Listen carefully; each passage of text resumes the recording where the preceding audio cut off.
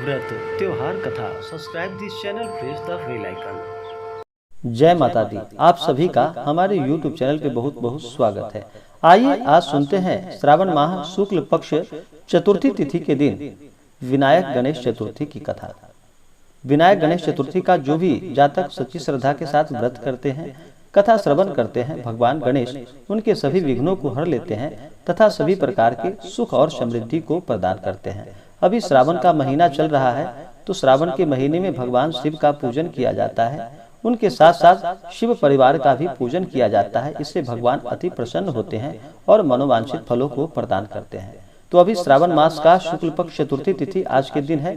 तो आइए सुनते हैं विनायक गणेश चतुर्थी की कथा। तो बोलिए प्रेम से भगवान गणेश की जय। बहुत समय पहले की बात है कि एक बार भगवान भोलेनाथ माता पार्वती जी नर्मदा नदी के किनारे बैठे थे।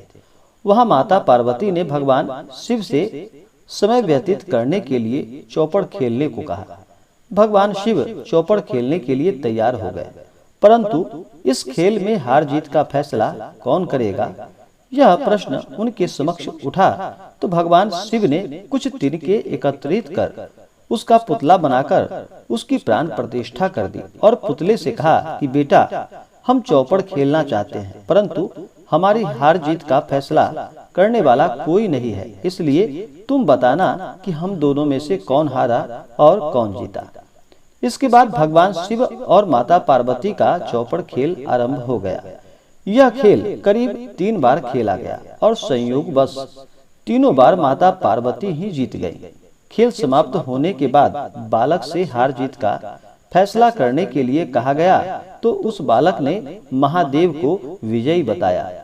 यह सुनकर माता पार्वती जी क्रोधित हो गई और क्रोध में उन्होंने बालक को लंगड़ा होने का और कीचड़ में पड़े रहने का श्राप दे दिया। बालक ने माता पार्वती से माफी मांगी और कहा कि यह मुझसे अज्ञानता बस ऐसा हो गया है। हे माता, मैंने किसी द्वेष भाव से ऐसा नहीं किया। बालक द्वारा क्षमा याचना करने पर माता ने कहा कि यहाँ गणेश पूजन के लिए नाग कन्याएं आएंगी। उनके कहे अनुसार तुम गणेश का व्रत करो, ऐसा करने से तुम मुझे प्राप्त कर सकोगे। यह कहकर माता पार्वती और भगवान शिव कैलाश पर्वत की ओर चले गए। 1 वर्ष होने के बाद उस स्थान पर नाग कन्याएं आई। तब नाग कन्याओं से श्री गणेश जी के व्रत की विधि मालूम करके उस बालक ने 21 दिनों तक लगातार गणेश जी का व्रत किया।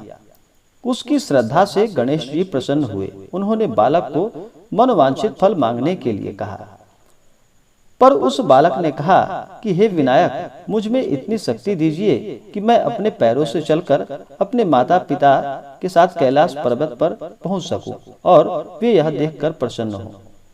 तब बालक को वरदान देकर भगवान गणेश वहां से अंतर्ध्यान हो गए। इसके बाद वह बालक कैलाश पर्वत पर पहुंच गया और कैलाश पर्वत पर पहुंचने की अपनी कथा उसने भगवान भोलेनाथ से बताई। चौपड़ वाले दिन से ही माता पार्वती जी भगवान भोलेनाथ से विमुख हो गई थी। अतः देवी के रुष्ट होने पर भगवान शिव ने भी बालक के बताए अनुसार 21 दिनों तक श्री गणेश जी का व्रत किया। इस व्रत के प्रभाव से माता पार्वती के मन से भगवान शिव के लिए जो नाराजगी थी वह दूर हो गई। तब यह व्रत विधि भगवान शंकर ने माता पार्वती को बताई। यह सुनकर माता पार्वती के मन में भी अपने पुत्र कार्तिकेय से मिलने की इच्छा जागृत हुई। तब माता पार्वती ने भी 21 दिनों तक श्री गणेश जी का व्रत किया तथा दुर्वा, फूल और लड्डुओं से गणेश जी का पूजन अर्चन किया। व्रत के 21वें दिन कार्तिकेय स्वयं माता पार्वती से मिलने आए।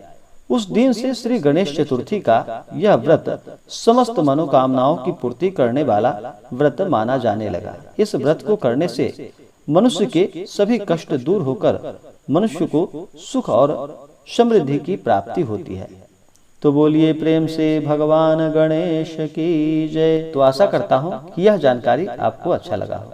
ऐसे ही ज्ञानवर्धक जानकारियाँ प्राप्त करते रहने के लिए हमारे इस चैनल को लाल बटन दबा करके सब्सक्राइब करें, साथ में बेल आइकन घंटी दबाएं ताकि मेरे वीडियो का नोटिफिकेशन आपके पास सबसे पहले पहुंचे। धन्यवाद।